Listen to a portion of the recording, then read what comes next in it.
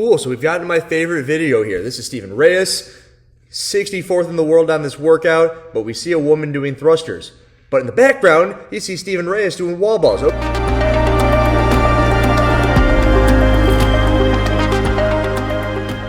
Yo, this is going to be my follow-up to that workout number 3 video where it seems as if CrossFit has closed the leaderboard a little bit prematurely. It doesn't seem as if they did due diligence and scrubbed the leaderboard down and they went all the way through and kind of made sure the right people were in the right spots. I told you in that video how a lot of people are sending me some stuff about how it is rather apparent that these people's scores are not where they're supposed to be, and it doesn't take any more than 5 seconds to pick at a score and say that's a little bit suspicious. I took it a step further and I went through YouTube for a little while. And I probably clicked on 80 videos or so, maybe 80. And of those 80, I'd say, 60 of them were good. And I'd say 10 of them I didn't want to put in here. And then the other 10, I'm going to show you. So amongst these 10, we're going to see the obvious, which is the lack of shuttle runs. And then I'm also going to show you some stuff where it would lead to an invalid video submission for whatever reason that might be. I always have to make it as obvious as possible that the second you put the thing on the internet, you're making it available to be seen, especially when it's public. And with this stuff that I'm about to show you, I'm not picking at these people. And I have their placings posted just so you can get an idea of what it could possibly be doing to the leaderboard. So by no means is it me saying, hey, go attack these people. It's me saying we're using these as examples to get better. I frequently talk about my thruster workout with Friendly Fran last year at semifinals at the Atlas Games and how I took it to get better this year. And this year on my thrusters, I thought they looked pretty good. I freaking made a video on my thrusters in the freaking open workout. And anybody who sees any of their freaking videos here, and you're going to see it, if you see it, don't say, Andrew, you motherfucker, how dare you? Say, yeah, he's right, I did 4 shuttle runs. Or yeah, I can't see the freaking top of the rope. Or I should have put down a tape line. That's some of the stuff that we're going to see here. It's stuff where when your score is as high as it is possibly, it's something that's going to be reviewed and it's something that should get knocked off the leaderboard. It's something that I found in not too long of time, and then I even took the extra time to put it in what I think is a pretty easily digestible format here for you guys to see. So I'm going to get going here. I'm just going to talk over the videos. I'm going to tell you what I'm looking at, and I hope you enjoy it because it took me a little while to put all this together. Have fun.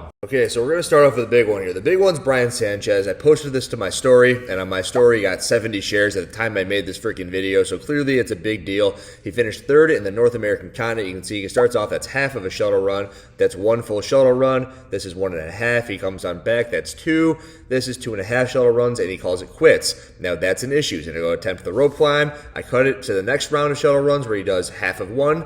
Then he does a full shuttle run. This is 1.5 shuttle runs. This is 2 shuttle runs. He's got to do 4. This is 2.5. Comes on over, that's 3. Comes on over 3.5. Comes back for 4. And then the judge says go over here. He does 4.5. So this is clearly an issue because he only wasn't even doing half. He was doing half plus another half. So Brian Sanchez, who currently sits in 3rd in North America on workout number 3, clearly just did not know what was going on. He was doing 4.5 shuttle runs on the round of 8. And this is an honest mistake. It's not his fault, but he should have read the rules and he should have been doing the right number of shuttle runs. His score should be removed from the leaderboard. Next up, we've got Joseph Keeson. Joseph Keeson here doesn't appear to have a judge. The guy in the maroon shirt, he's looking back and forth. He looks at him doing wall balls, and then he looks away and he has a conversation.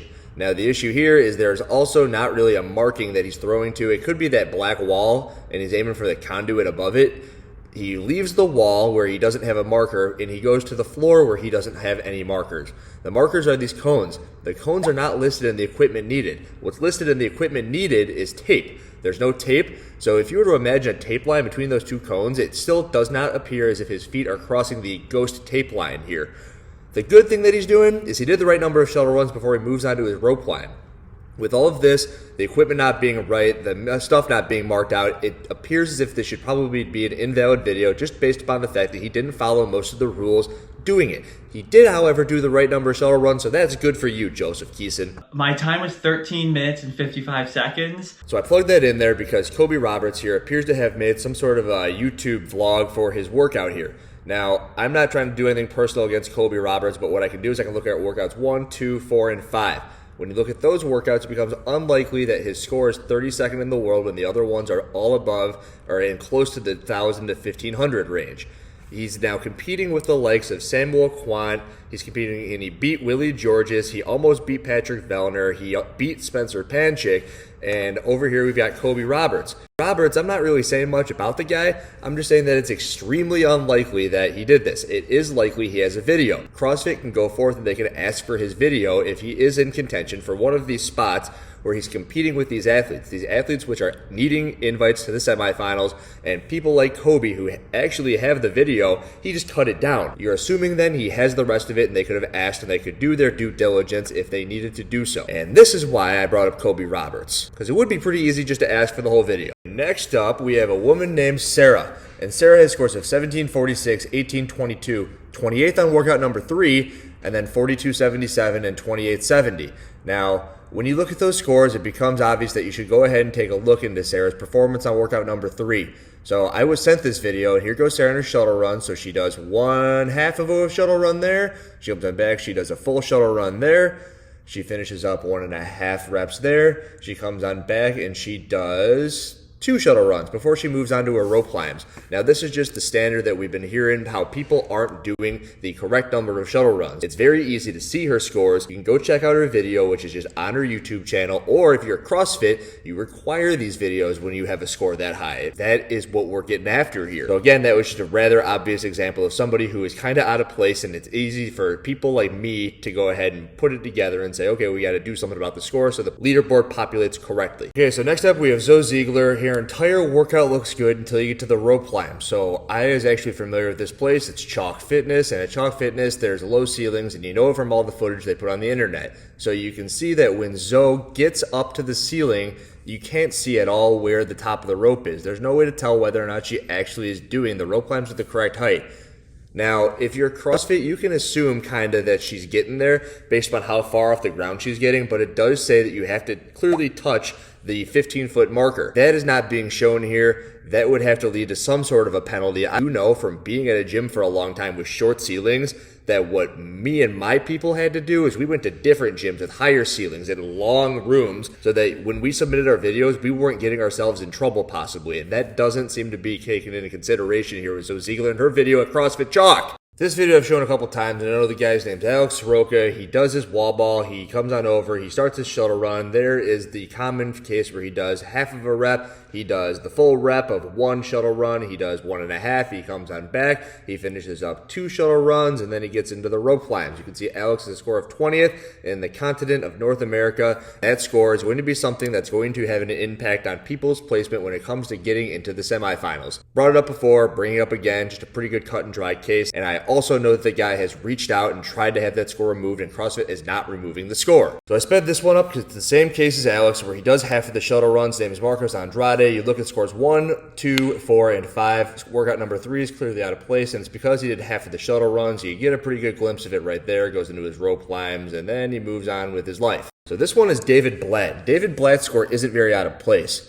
I'm showing you the tape lines here. I have it all cut up so you can see the whole room. You can see where he's running from. And then we cut to his first round of shuttle run. So he actually does the entire workout. The issue is that with the tape lines on the floor, you can clearly see that he isn't getting behind the line every single time. This is just not reading the rules 101. You have to have your feet and your hand touching behind the line on each side of the shuttle run. He moves over a little bit so you can see a little bit more clearly, but David Blatt's score, this one was hard to find. I actually had to watch the freaking video. So I was watching the video, and as I was watching it, I was just saying, okay, he needs some sort of a penalty here. That's clear as day after you just look at the fact that he's not clearing the line with his appendages. Cool, so we've gotten to my favorite video here. This is Stephen Reyes, 64th in the world on this workout, but we see a woman doing thrusters. But in the background, you see Stephen Reyes doing wall balls. Okay, there he is. He's doing the workout. The guy's trying to move the camera so they can see him, but it's too late. You already can't see a bunch of the depth of his squats on the wall balls. You can't see him hitting the top of the target. You see him come on over, so he's doing his shuttle runs. Okay, 64th in the world. Let's see how he does on his shuttle runs. Looks pretty good. Stephen Reyes should have taken into account that he would be putting up a good score, and he should be putting a lot of effort into the quality. He did 1/2 of his shuttle runs. He only did freaking 2 down and backs, which is 2 reps. He had to do 4 reps. And now let's see, you can actually see the top of the rope. So that's a good thing. It becomes an issue when you have to get the workouts in a tight time, because you're probably going to have to be doing the workouts during your freaking local affiliates class times. There's issues up, down, and everywhere, and it's hard to get this workout in, I understand. But when you have this score and you're doing a competition, you need to be able to provide the proper footage when you put up a score that good. Now also, he didn't, because he did half of the shuttle run, so that entire video is invalid. So I want to finish up with this video because this guy's name is Alexander, and it appears as if he went somewhere to go do this workout. It's like one of those grade school gymnasiums. On the wall, it appears to be some white chalk on a white wall, so it's hard to see. I don't know whether or not that's going to be okay if his video were to get reviewed, but this video was not any longer than 4 minutes on YouTube. So I clicked on it, wanted to see what was going on, and I can see that he isn't also getting his feet both on the side of the freaking tape line that he's going back and forth to. No tape line on the far side. He isn't putting up a score that's competitive, and the reason that I wanted to put it on the channel and talk about it is because this is the whole reason that the quarterfinals are actually a very cool thing. This guy named Alexander doing this workout in Asia isn't putting up scores that are competitive, but he is clearly wanting to take this seriously. He took his time. He got a judge. He's got a guy moving the camera around, and this thing is cool for him and whomever he's doing it with. He's probably very proud about the fact that he's competing. He can do it year after year to get a little bit better. He's possibly working towards the CrossFit levels thing, and remember, this is why we all do this. So while the video wouldn't be accepted per se, he's in a position where it doesn't really matter. It doesn't matter! He's in a position where, yeah, he probably should be holding up the standards. I think everybody should still be holding the standards. Everybody should be reading the rules. Everybody should be doing it exactly how it goes. That would lead to a fair competition. It would lead to the most proper placing on this freaking leaderboard. And unlike the other scores that I brought up, where they're probably in contention and probably screwing some people out of spots at the semifinals, this guy is taking this thing seriously, and he has no intention of going to a semifinal. And I just think it's very cool that he's over in this random gymnasium doing it after I brought up the fact that you look at CrossFit Chalk and you can't see the top of the rope. This guy needed a rope, so he went and found a rope. This guy brought some people with him, one to judge, two to camera, and it's just very cool, I thought. So at the time of me making this, which is 12:45 Central Time, I'm from freaking Chicago, the leaderboard still hasn't been shifted around. All of these scores are still in there. I've been picking them off the leaderboard. I've been putting the video together, and all of these scores are still right where they're at. The leaderboard was finalized yesterday. I put that freaking tweet on the video from this morning, yesterday morning at this time, and it would appear as if this isn't going to change. What I have done since I made that first video is I went through my plan, which was to increase the amount of money it costs for the professional athletes to pay to play. I suggested that it was an additional $200 if you wanted to register yourself as a professional athlete at the beginning of the year, and now I came down to a number point. So bear with me. You might not know this, but I really like numbers. It's kind of my thing. There's 250 males and there's 250 females. There's going to be 500 additional athletes, and then if you pay an additional $200 per these athletes, there's going to be another $100,000 floating around North America. This is one region. In this one region, I have reason to believe, and I have been told, that there are 25 judges reviewing the videos in the North American region. Let's keep going. So there's $100,000. Now, we're going to add up the time caps on the workout. So workout 1 and workout 2 both had a 15-minute time cap. Workout 3 had a 25-minute time cap, and workout 4 had a 30-minute time cap, while workout 5 had a 7-minute time cap. You add up all of those, and you get now 92 total minutes of work. So now per additional athlete, there's an additional 92 minutes of work that has to be put in with this new format that I'm proposing. Now what we need to do is take the total new review time, which is 92 minutes, and multiply it by the number of athletes. The number that you get is 46,000 minutes, or 767 hours. Take the number of hours and you divide it by the number of review judges, which we told you was 25. That leaves 30 hours and about 43 minutes of total review time now that the judges have to do with this proposed format before the leaderboard closes. 30 hours and 43 minutes. You take the $100,000 that I told you about and you divide it by 767 to give yourself $1 per hour that will be available to pay these judges. It comes out to about $130.37 per hour. So you take this $130.37, multiply it by 30 hours and 43 minutes that they have to work, And each judge is now getting paid $3,975 approximately. I've been rounding up and down as I've been doing this math. What you come out to is each judge now getting paid about $4,000 each to review the videos and make sure the competition is being run in a proper way. Now you're going to tell me, Andrew, what if you didn't sign up as a competitive athlete? This number isn't going to come in. And what if you got to go check out somebody who's 100,000th in the world and they have a top 10 score? What we also didn't take into account is these judges and their time caps that I had here. None of these athletes are really hitting the time caps. If you're going to be a professional athlete, you're not going to hit the time cap. So the numbers are skewed to be long. The judges aren't going to be spending all that much time, so their dollars per hour are going to go up because of that. Now, it's going to come back down when you take into account what you just told me, which is that they got to go out and they got to reach out to the people like Alex Soroka. Alex Soroka probably wasn't going to sign up as a professional athlete. I know the guy, he wouldn't sign up that way, but he would still want to compete. So it would also be on these judges to go to these people and make sure that their scores are valid. Hey, provide your video. If they can't provide their video, then their score is going to be scrubbed from the leaderboard. And it will be part of the competition at this point to say, if you think you're going to put up a score that's going to be super competitive, provide a video. But I do think it's a pretty cool prospect to say, hey, $4,000 per judge for about a week's worth of work in this proposed format. Let me know what you think about that. I hope you liked the whole video. I hope I got the nerd out on you a little bit. 99% sure that these numbers add up and make sense. I love numbers. Share this video around. Make everyone know that CrossFit still is fucked up and they haven't fixed the leaderboard. Subscribe to the channel if you like this stuff. Like I said, this thing wasn't easy for me to put together. It was easier for me to put the numbers together than it was for me to put the video together. But either way, I hope you enjoy all of it. Tell all your friends just how awesome all this shit is. Andrew Hiller, out.